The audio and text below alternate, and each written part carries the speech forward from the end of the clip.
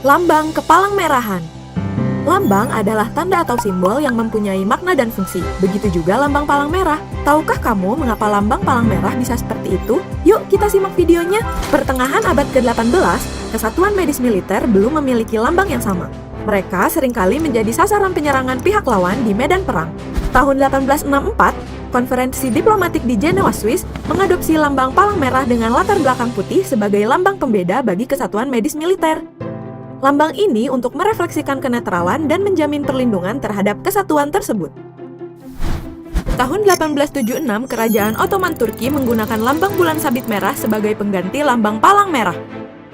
Tahun 1929, konferensi diplomatik mengadopsi bulan sabit merah dan singa matahari merah sebagai tanda pembeda atas permintaan Turki, Persia, dan Mesir.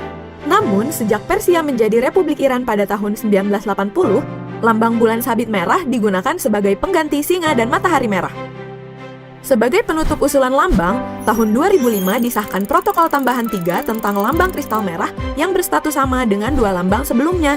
Sejauh ini ada 157 negara menggunakan lambang palang merah, 34 negara menggunakan bulan sabit merah, dan 1 negara menggunakan kristal merah.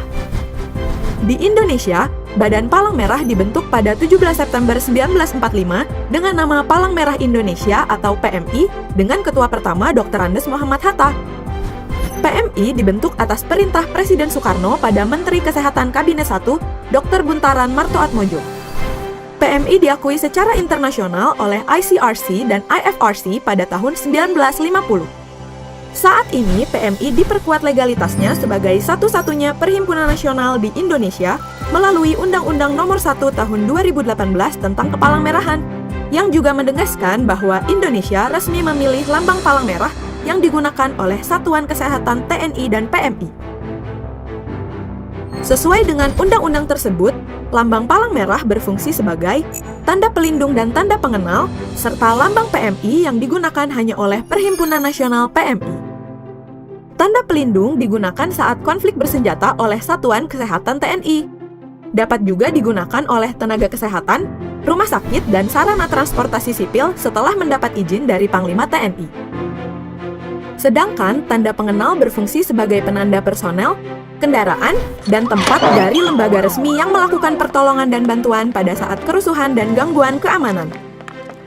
Pengguna selain PMI harus seizin tertulis dari pengurus pusat PMI. Pengaturan lambang dalam undang-undang memberikan perlindungan dan akses yang lebih luas dalam memberikan bantuan pada masyarakat bagi PMI atau pihak lain yang berpartisipasi.